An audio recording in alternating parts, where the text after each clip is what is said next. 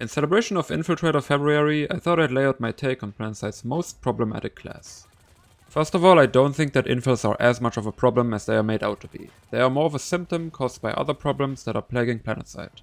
Namely, recent lazy devil design and a meta shift to a more defensive playstyle, due to lots of little additions over the last few years. That's not to say infil is fine as it is. I'll also go over what tools and abilities make the class thrive so much in the current environment, and try to find solutions that bring the class back in line without over-nerfing anything. Let's start with talking about scenarios where the Infiltrator shines the most. Number 1. Long sidelines that can be locked down defensively. The bread and butter of one of many infil playstyles is simply outranging your enemy with sniper or scout rifles. In these sidelines, enemies have no choice but to run towards you as the Infiltrator, who can see them coming very early. With the use of Cloak, they won't even know where you are, giving you both the choice on when to start an engagement and the surprise factor for an extra advantage. Places like this are everywhere in the game, and part of playing Infiltrator well is positioning yourself in a way to get into those sidelines. Number 2. Open spaces with sparsely placed cover that can be moved through easily with Cloak and the use of motion detection, enabling an Infiltrator to outplay and take safer 1v1s against enemies looking for them. Also areas that are too vast for normal classes to get through alive, making Cloak the only option to get from one place to the next without getting sniped yourself. Number 3. Easily accessible high ground to acquire elevated sidelines. These can be abused with a combination of scout or sniper rifles and Cloak, especially when the high ground is only accessible from the side the enemies aren't attacking from. Usually being on high ground means that other players can also see and shoot at you much more easily, but with Cloak you can minimize exposure and take much better advantage of it. Even more so when they have a much harder time closing the gap because of a cliff in the way. Number 4. In overpop to make maximum use of motion spotting as well as easily being able to outrange enemy players by staying safe behind your friendlies. From here, let's look at Planetside level design to see how much it supports Infiltrator playstyles. First off, pretty much any open field fight in the game, which I'm going to kind of put in brackets as they are not places where the game expects infantry fights to commonly happen. There is an exception for construction bases though, especially the Osho ones.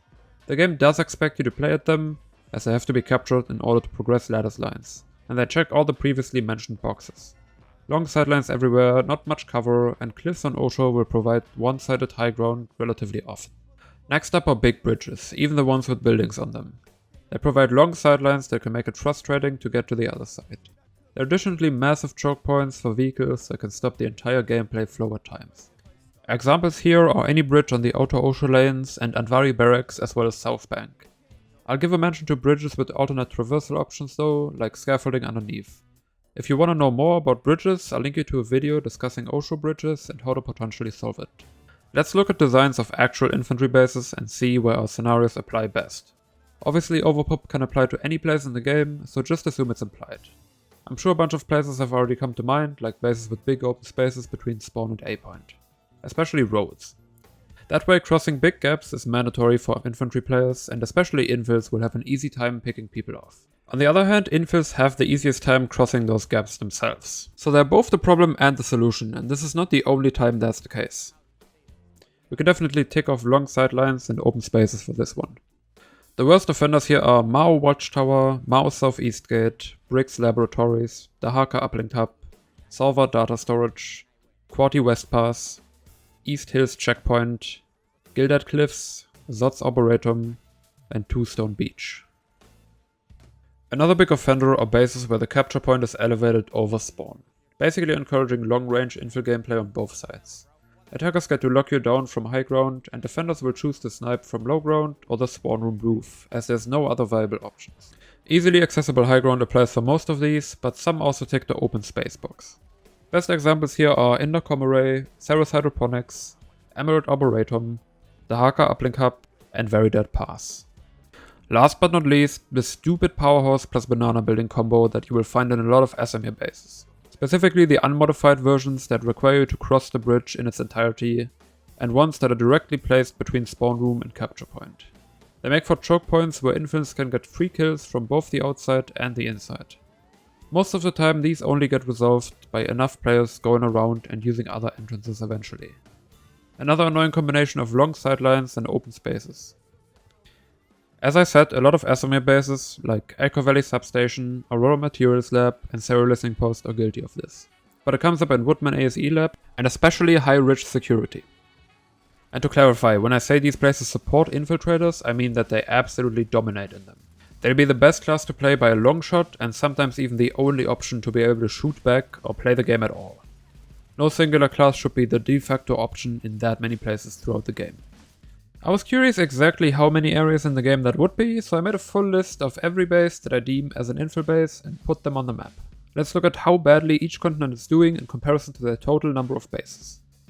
SMA is doing the worst at 35% due to its low amount of bases and overabundance of shitty designs, like banana powerhouse combos, bridge bases, and of course construction bases. Oshur is second at 32% due to construction bases again, but if it wasn't for the underwater bases that are dogshit for a completely different reason, it would be number 1 with 53%. Amrish, Indor, and Hossen are all around the 10% mark, which is acceptable. Something to note is that Hossen is being weighed down by 10 construction sites still being on the continent. Otherwise it would easily be the best with only 2 infill favored bases. Putting all of that together brings us to a total of 19.4% of Planetside bases that infils completely dominate. And that's almost fine, right? There's 5 classes, so all of them can be good in their 20% of the bases.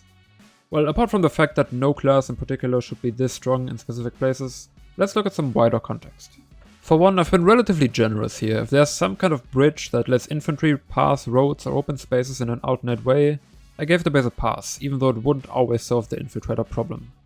But let's look at where these bases are positioned on the map. Most of them are in the middle of the map or on lattice lines that are almost required to be played. Realistically, you will be spending much more than 20% of your time in these areas. Also, the continents aren't all open at the same time, so the higher percentages of Oshur and Esamir can be much more weighted if they are primetime continents, which has been happening quite a lot recently.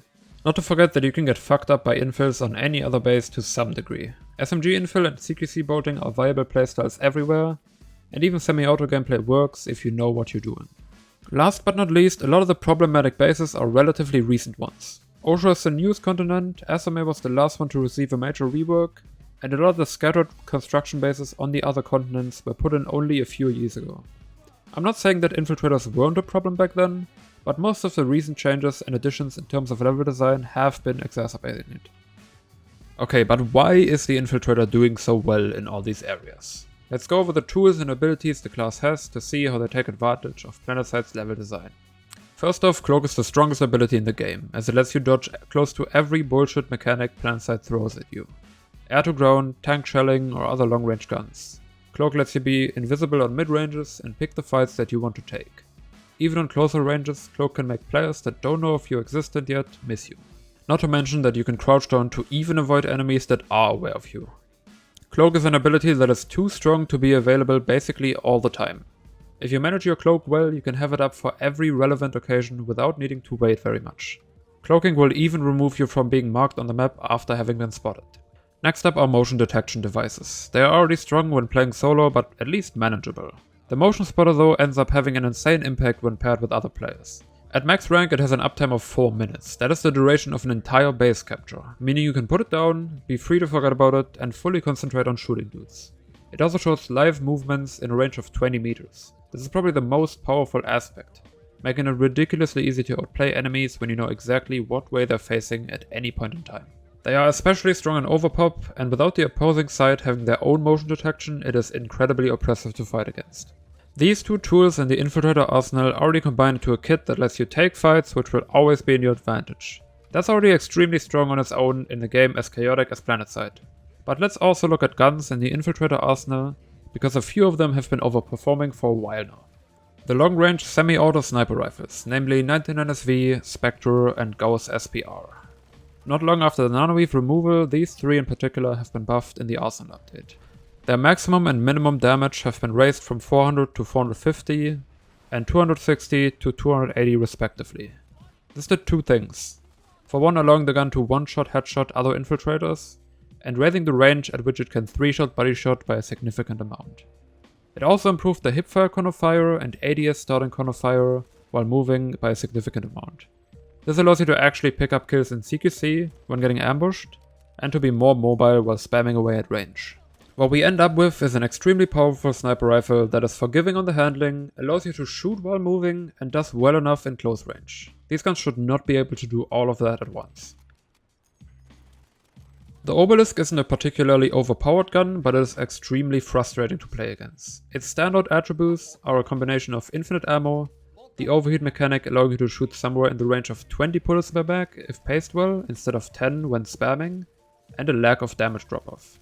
So you end up with infils 300 meters away from a fight, being able to still 3-shot you without even getting punished for missing shots. While the Gladius isn't a long-range gun, it might be the best automatic gun in the game right now, and for a good reason. It has the killing power of the Cyclone at close range, while still staying viable at mid-ranges. And it can do most of that while hip-firing. Its ADS is still very stable, and because of the 200 damage model in addition to a decent velocity for an SMG, you can burst and still get good results even when the enemies aren't right in your face. Another slightly overperforming semi-auto currently is the Vandal. The combination of 0.75 movement speed, better hipfire accuracy, and higher mag size bring it slightly over the edge. In the hands of skilled players, it can do exceptionally well in CQC, while still keeping up at range with other semi-autos. On the other side, we have a problem in the hands of unskilled players. Unstable ammo on semi-auto guns lowers the skill ceiling heavily, but is still way too viable. If you want to do well with semi-autos, you usually time your shots and aim well to hit headshots. Unstable ammo takes all the need for skill away and lets you spam body shots to end up with similar time to kills as headshotting would have on mid-ranges. Last up we have bolt action rifles, specifically the short range ones. And you know what? I don't actually have a problem with those. It's a playstyle that requires a decent amount of precision and positioning. It doesn't have a panic spamming mode or shortcut to get free kills, so I think the changes that I'm planning to make to other infill abilities should bring CQC bolting back in line. What solutions are there to all these problems then? Obviously level design is the biggest offender here, as the title already implied. On a lot of bases, picking Infiltrator is the best option already, and on some others is pretty much mandatory. Especially point 2 and 3 of the previously mentioned scenarios should be as rare as possible when designing well-flowing infantry bases. And making it so bases are still playable while overpopped is another big priority. I love to create some kind of example, but there are no real tools available to create your own Planetside bases. And I'm sure Cell not gonna do some abstract paint drawings. The Infiltrator class obviously needs some changes too, so let's talk about those in order of my complaints. First off, Stalker Cloak makes for non-gameplay and frustration on the receiving side. Instead of making it infinite, I just want to make it really long. Give it a cloak time of 3 minutes, recharge time of 20 seconds. Now Stalkers have to actually put a little bit of thought into their playstyle instead of being able to wait forever for the perfect opportunity. The other 2 cloaks should also be shortened. Hunter Cloak from 12 seconds down to 9 seconds, and Nano Armor from 8.5 seconds to 7 seconds. Their recharge time can be reduced by 1 second each to make up for that.